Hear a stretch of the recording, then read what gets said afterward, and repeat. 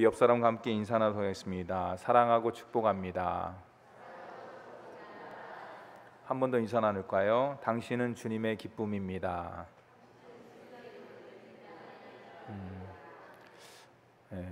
아까 나 주님의 기쁨 되기 원하네. 근데 이렇게 반주했는데 이런 마스크를 써서 목소리가 잘 안 들릴 줄 알았는데 한 반주를 딱 하지 않고 내가 원하는 한 가지, 나 주님의 기쁨 되기 원하네. 그거 한번 딱 들어봤으면 좋을 것 같은 생각이 들더라고요. 한번 해볼까요? 내가 원하는 한 가지, 주님의 기쁨이 되는 것.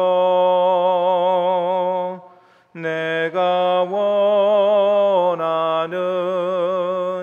한 가지, 주님의 기쁨이 되는 것.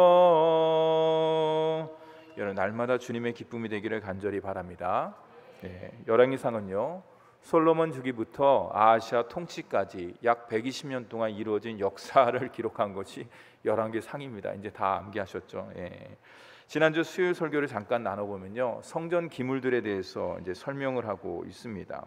첫 번째는 뭐냐면 성전의 두 기둥이에요. 야긴과 보아스. 그렇죠?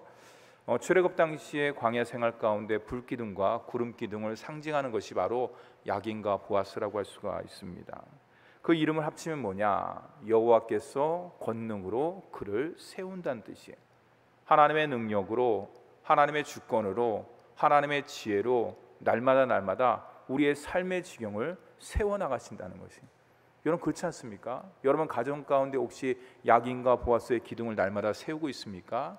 여러분, 날마다 세우시기를 바랍니다. 가정에도 세우시고요, 직장에도 세우시고요, 삶 가운데 하나님의 권능으로 세움을 입을 때 우리 가정과 직장과 삶이 이 험악한 세상 가운데 보호가 되고 든든하게 날마다 서가는 줄 믿으시기 바랍니다. 그 다음에는 우리가 배운 것은 뭐냐면 놋바다예요. 놋바다. 그렇죠? 노수로 만든 바다라는 것이에요. 얼마나 크면 그 이름을 갖다 바다라고 졌을까요? 또 한 가지 뭐냐? 물두멍이에요. 물두멍. 이 둘 다 물통이에요. 근데 약간 용도가 다릅니다. 놋바다는 제사장이 자기의 몸을 정결하게 깨끗하게 하나님께 나가기 전에 자기의 머리서부터 발끝까지 씻기 위한 그 물통이 바로 놋바다입니다. 엄청 크죠. 그때 5m, 지름이 5m라고 했지 않습니까? 그 다음에 물두멍은 뭐냐? 제사 드리는 사람들 정결하게 하기 위해서, 더러움을 제거하기 위해서, 그 다음에 제단을 깨끗하게 하기 위해서, 또한 이렇게 제물을 씻기 위해서 그 물두멍이 바로 물두멍이라고 할 수가 있죠. 그런 용도로 사용하고 있습니다. 오늘날 예배에서 놋바다와 물두멍은 과연 무엇일까? 지난번에 말씀드렸듯이요, 우리 참회의 기도, 예배 순서 가운데 참회의 기도가 있지 않습니까? 이 참회의 기도를 때 죄와 허물을 용서해 주시옵소서 했을 때 예수 그리스도의 이름으로 사죄를 선포할 때 우리가 그 놋바다와 물두멍인 것처럼 우리의 모든 죄가 깨끗하게 도말되고 주님 앞에 온전한 예배자로 날마다 쓰는 줄 믿습니다. 우리 예식 가운데는 뭐냐? 놋바다와 물두멍. 제가 지난주에는 그거 얘기를 안 했어요. 여러분 아시죠? 세례 예식이 그거예요. 물에 잠겼다가 올 때 뭡니까? 이전의 사람과 물에 잠김으로 말미암아서 나의 모든 허물과 죄가 다 씻어졌다. 거듭 올라옴으로 인해서 뭡니까? 이제는 내가 그리스도인 됨으로 말미암아서 거듭난 삶을 사는 것이 바로 세례의 중요한 의미가 있죠. 그게 바로 구약 시대의 놋바다와 물두멍의 역할이라고 할 수가 있습니다. 여러분, 나의 모든 죄를 씻는 것은 무엇입니까? 찬송가의 가사같이 예수 그리스도밖에는 없어요. 예수 그리스도 중에서 뭡니까? 예수님의 십자가와 주님께서 그 십자가상에서 흘리신 그 보혈이 날마다 저와 여러분의 죄와 허물을 씻어줌으로 말미암아서 날마다 거룩한 세마포를 입고 주님 앞에 복된 삶으로 나아가는 우리 모두가 되기를 간절히 바랍니다. 마지막으로 이제 지성소와 성소에 금 돌적이, 그렇죠? 얘기했죠? 금으로 입혔다고 했죠. 금이 많아서 그것을 갖다 돌적이까지, 문 알죠? 뭐 여러분, 문 여는 경칩이라고 할 수가 있습니다. 돌적이가 그것까지 금이 많아서 솔로몬이 금이 남아돌아서 그것을 입혔을까? 그렇진 않죠. 거기에는 솔로몬의 마음이 담겨져 있다고 할 수가 있습니다. 자원하는 마음, 자원함으로 말미암아서 감사하는 마음, 기뻐하는 마음이요. 여러분, 자원하는 마음이 생기기 위해서는 어떤 줄 아십니까? 주님을 사랑해야 돼요. 주님을 사랑할 때 자원할 수가 있는 것이에요. 그렇지 않습니까? 내가 누군가를 사랑할 때 어떻습니까? 내 돈 아깝습니까? 아니에요. 모든 것들 아깝잖아요. 만약에 내가 누군가를 만났는데 머릿속에서 막 계산하면서 내 돈 아까워, 내 돈 아까운다면 그 사람과 나와의 관계를 다시 한번 생각해 봐야 돼요. 그러나 내가 있는 것들 다 주고도 아깝지 않고 그 시간이 너무나 유익하다 그러면 그 사람과 나와의 관계는 돈으로 계산할 수 없는 아주 막역지구의 아주 좋은 관계라고 할 수가 있습니다. 주님과의 관계 또한도 마찬가지죠. 내가 하나님의 일을 감당하는 데 있어서 그게 교회일 뿐만 아니라 직장일도 될 수가 있고요, 가정일도 될 수 있고요, 하나님께서 허락하신 모든 일이 될 수가 있는 것이에요. 그 모든 일을 감당하는 데 있어서 자원함으로 하는 것이냐, 억지로 하는 것이냐, 부득이함으로 하는 것이냐. 억지로 한다든지 부득이하면 어떻습니까? 불평이 나와요. 원망이 나오는 것이에요. 그럼 어떻습니까? 하나님 감사합니다, 하나님 사랑합니다, 하나님 고맙습니다. 그럼 어떻습니까? 그 모든 것들이 기쁨과 감사함으로 귀결될 수가 있다는 것을 꼭 기억하면서 무슨 일을 하든지 기쁨과 감사로 그 모든 것들을 감당하는 저와 여러분이 되기를 간절히 바랍니다. 다윗은 성전을 짓지를 못했죠. 성전 건축을 위한 준비를 많이 했다는 걸 알 수 있습니다. 그걸 통해서 우리가 알 수 있는 것은 다윗은 다음 세대를 생각했다는 것이에요. 만약에 자기의 영광을 생각했다 그러면 그 모든 것들을 당대에 다 써버렸겠죠. 다 허비를 했겠죠. 그러나 그 아들을 위해서일까요? 더 나아가서 이스라엘의 다음 세대를 위해서 그 모든 것들을 저는 준비했다고 생각합니다. 우리 또한도 마찬가지죠. 저와 여러분이 이 시간에 와서 예배드리고 기도하고 말씀 읽고 그 모든 것들이 나의 어떤 영적인 성장과 성숙을 그런 것뿐만 아니라 여러분이 기도하고 말씀 읽고 신앙생활하는 그 모든 것들이 우리 효자동교회 다음 세대를 위한 밑거름이 된다는 것을 꼭 기억하면서 이 귀한 자리를, 은혜의 자리, 예배의 자리, 말씀의 자리, 주님과 함께하는 귀한 자리를 날마다 지키며 사수하며 나아가는 우리 모두가 되기를 간절히 바랍니다. 그랬을 때 하나님께서 우리 교회를 30배, 60배, 100배로 크게 축복해 주실 것이에요. 그 밑거름 역할이 누구냐? 여러분들이에요. 이 시간에 드라마 보고 싶고 뉴스 보고 싶고 여러 가지 생각도 있지 않습니까? 그럼에도 불구하고 하나님께서 이 자리를 불러주신 건 뭐냐면 여러분 한 사람 한 사람이 다음 세대를 책임지는 귀한 그루터기라고 할 수가 있습니다. 밑거름이라고 할 수가 있어요. 목사님, 저는 그만한 인재가 안 되고 그만한 믿음이 안 됩니다. 그건 관계없어요. 여러분 주님께서 인정하시면 그거로 끝나는 거예요. 내가 비록 능력이 부족하고 여러 가지 여건과 상황이 안 된다 그러더라도 주님께서, 전능하신 주님께서, 모든 것들을 초월하신 주님께서 오케이 됐어, 네, 너 인정해. 그러면 모든 것들이 합력하여 선하게 인도함 받는 줄 믿으시기 바랍니다. 오늘 말씀은요, 이제 그 다음에 모든 것들을 다 준비한 다음에 성전을 봉헌하는 이제 내용이 나오고 있습니다. 성전이 완공되자 솔로몬이 이제 언약궤를 옮길 준비를 하고 있는데요. 1절 말씀에 보면요, 솔로몬은 성전 봉헌식을 위해서 이스라엘의 대표자들을 다 소집을 합니다. 초대를 합니다. 근데 이전의 밑줄에 보면요, 이스라엘 모든 사람이 다 에다님 월 곧 7째 달 절기에 솔로몬 왕에게 모이고 이렇게 돼 있어요. 에다님 월 곧 7째 달 절기, 그렇죠? 이게 무슨 말인가? 왜 솔로몬은 12달에서 왜 하필이면 잘은 모르겠지만 에다님 월에 왜 성전 봉헌을 하려고 했을까? 무슨 특별한 이유가 있지 않을까? 특별한 이유가 있습니다. 특별한 뜻이 담겨져 있습니다. 에다님 월이면 뭐냐면 이스라엘 절기로 보면 그것이 뭐냐면 초막절이에요. 초막절. 그리고 초막절은 여러분은 또 다른 말이 뭐냐면요, 추수감사절이에요. 누가 그럽니다? 우리는 모리도 심지 않고 모도 심지 않은데 왜 추수감사절, 맥추절을 지켜야 됩니까? 여러분 그게 비성경적인 게 아니에요. 네, 다 성경적인 것이에요. 여러분 수장절, 초막절, 추수감사절 다 같은 거예요. 그들이 이스라엘 절기와 우리나라 절기가 달라서 그런 거지, 그들이 모든 것들을 다 추수한 다음에 감사절기가 바로 뭡니까? 초막절이라고 할 수가 있어요.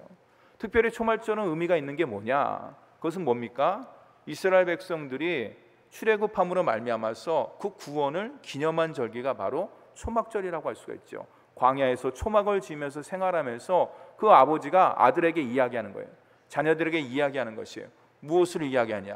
아버지, 왜 우리가 광야에 나와서 초막을 지어서 여기서 생활을 합니까? 초막절을 지키는 이유가 뭡니까? 그랬을 때 그 옛날 아브라함 얘기 쭉 하면서 하나님께서 한 사람을 선택해 주시고 그 사람이 많이 부흥돼 갖고 많은 민족이 됐단다. 200만이 넘는 민족이 됐는데 우리를 시기하는 애굽이라는 사람들이 있어 갖고 우리를 노예로 부려먹고 학대하고 그래서 그 울부짖음과 그 고통과 모든 신음을 하나님께서 들으시고, 그게 그 다음이 중요한 거야. 듣기만 한 것이 아니라 거기 성경에 보면 하나님께서 아브라함의 약속을 기억하시사가 나와요. 하나님이 아브라함에게 하신 약속을 기억하시사 하나님께서 모세를 보내셔서 이스라엘 백성들을 출애굽시켜줬다. 그 날이 광야에서 애굽에서 나온 것뿐만 아니라 하나님의 구원의 역사를 기념하는 절기가 바로 뭡니까? 초막절이다라는 것이죠. 추수감사절은 뭡니까? 여러분 알다시피 감사를 나타내는 것이죠. 12달 절기에서 모든 것들이 감사합니다. 그런 특별한 절기가 바로 추수감사절이라는 것이죠. 추수와 감사를 기억하는 절기라고 할 수가 있는 것이죠. 솔로몬이 초막절에 성전 봉헌식을 한 이유는 딱 두 가지예요. 첫째는 뭐냐? 하나님의 임재가 성막에서, 모세가 지은 성막에서 어떻습니까? 이제 솔로몬이 지은 성전으로 옮겨졌잖아요. 그죠? 이제 이동했잖아요. 그것을 기념하라 그래서 초막절을 하는 거예요. 이 모든 것들은 하나님의 역사라는 것을 너희들 꼭 기념해, 기억해, 그런 뜻이 담겨져 있는 게 바로 초막절에 그 성전 봉헌식을 한 거고요. 또 하나는 뭐냐? 아까 앞에서 얘기했듯이 아브라함의 약속을 기억하시사 그 약속을 성취하셨다. 그게 뭐냐? 바로 성전이라는 것이에요. 성전이 뭡니까? 하나님의 임재가 있는 것이죠.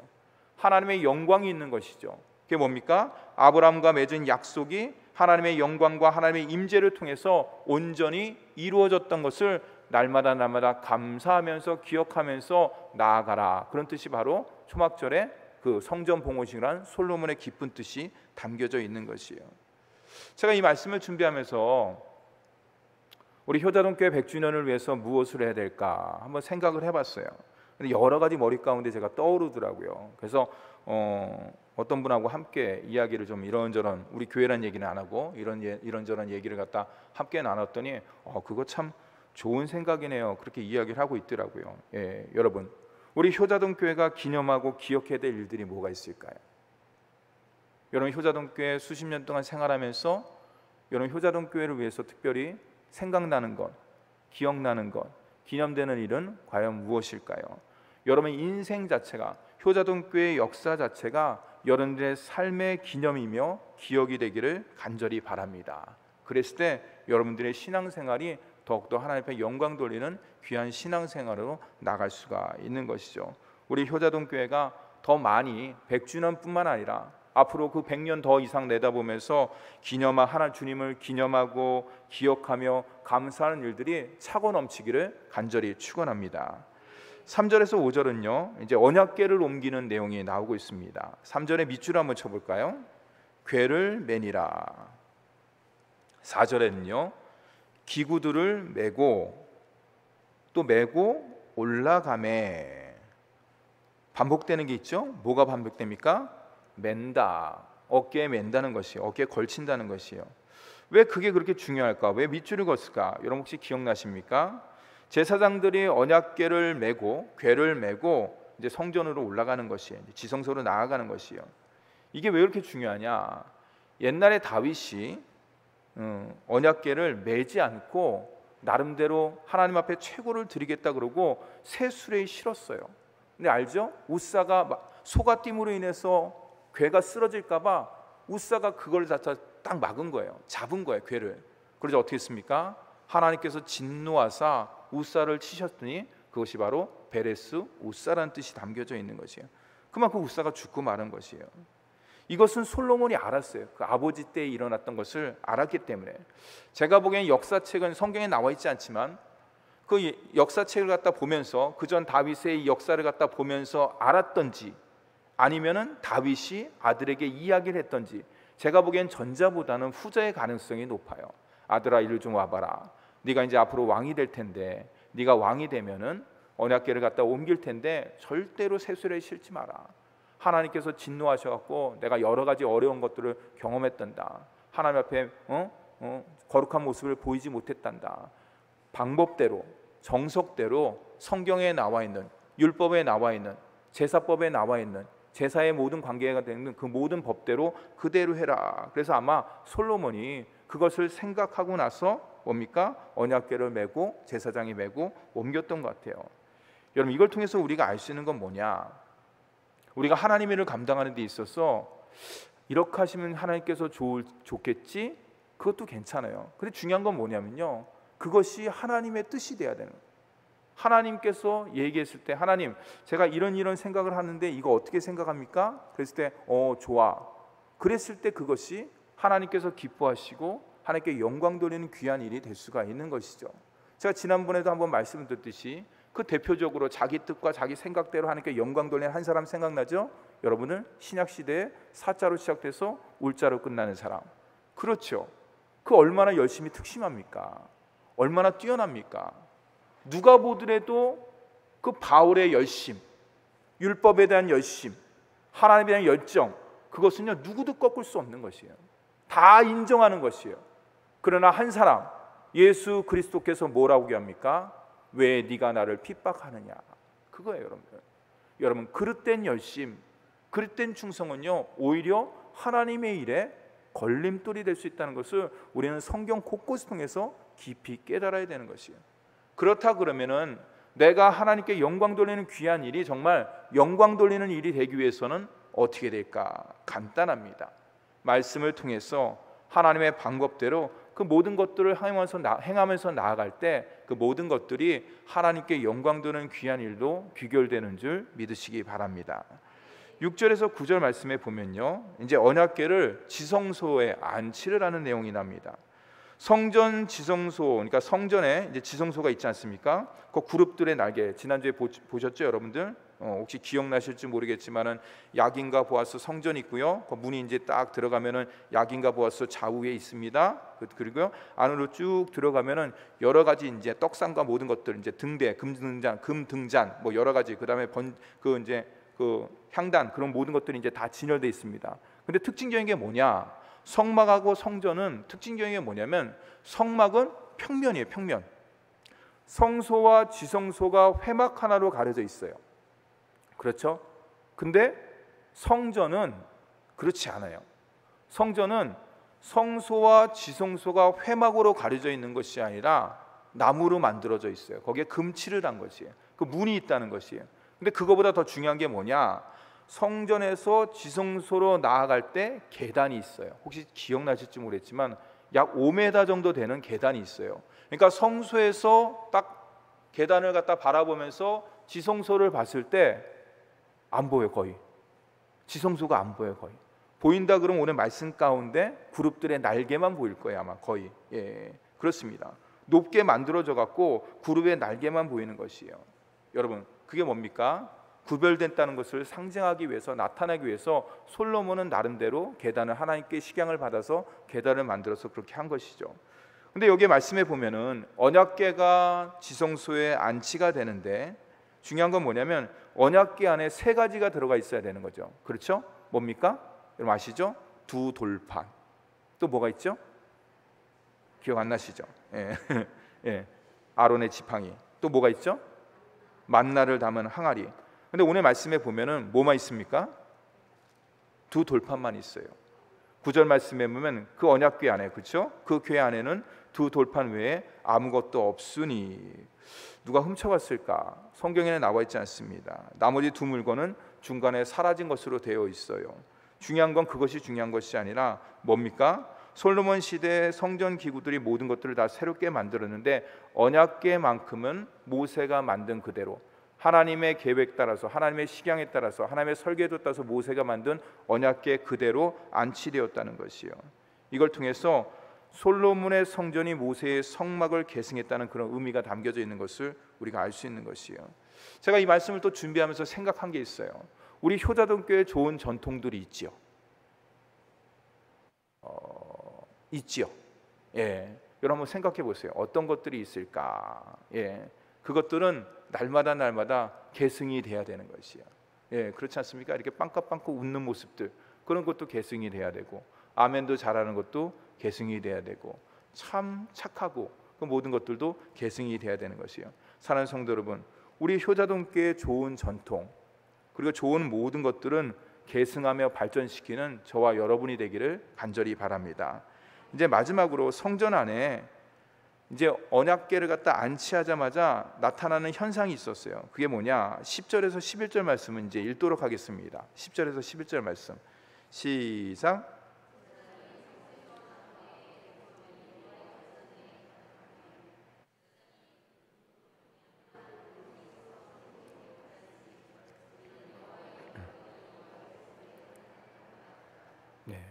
언약궤를 지성소에 안치하자 나타나는 모습이 뭐냐? 성전 안에 구름이 가득했다. 그 제사장들이 직무를 감당할 수 없을 정도로 구름이 가득했다는 것이요. 이런 구름이 뭡니까? 하나님의 영광을 상징하는 표현이라고 할 수 있죠. 뭐 구름 기둥, 불 기둥 그런 것처럼 그 성전 안에 여호와의 영광으로 꽉 찼다는 것이에요. 여러분, 이걸 통해서 우리가 알 수 있는 것은 무엇이냐? 성막과 성전이 여호와의 영광으로 가득했다는 것이 과연 무슨 뜻일까? 우리 효자동교에 어떤 의미가 있을까? 여러분, 하나님의 성전인 교회는 여호와의 영광으로 충만해야 되는 줄 믿으시기 바랍니다. 그 여호와의 영광이 충만한 방법이 뭡니까? 하나님께서 임재하는 것뿐만 아니라 여러분 한 사람 한 사람이 여호와의 영광으로 충만해야 돼.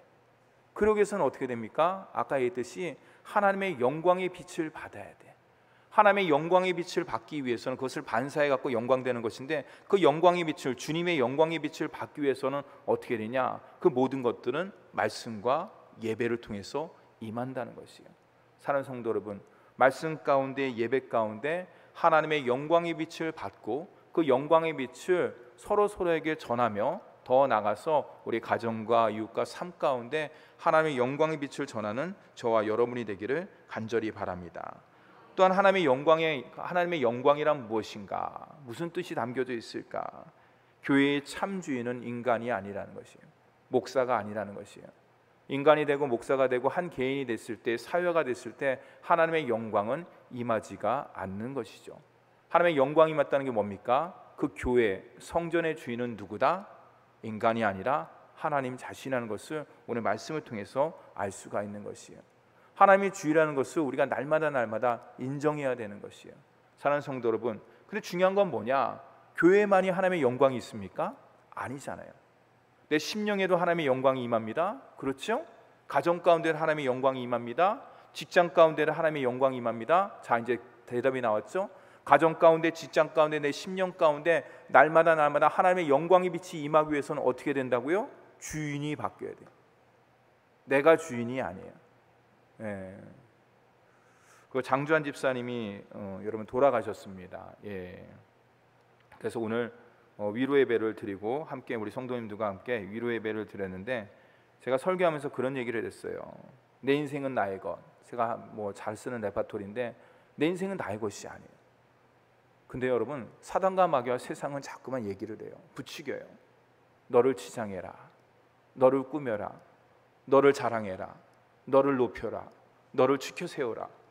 여러분, 그게 뭔지 아십니까? 내 인생은 나의 것입니다. 이거랑 똑같은 거예요. 그렇다고 해서 제가 민낯으로 다니라는 그런 뜻이 아니에요. 여러분, 무슨 말인지 알죠? 뭡니까? 내 인생은 나의 것이 아니에요. 내 인생은 창조주 하나님의 뜻 가운데 부름받은 인생이기 때문에 하나님의 뜻 가운데 나아갈 때 주님의 인생이라는 것이에요.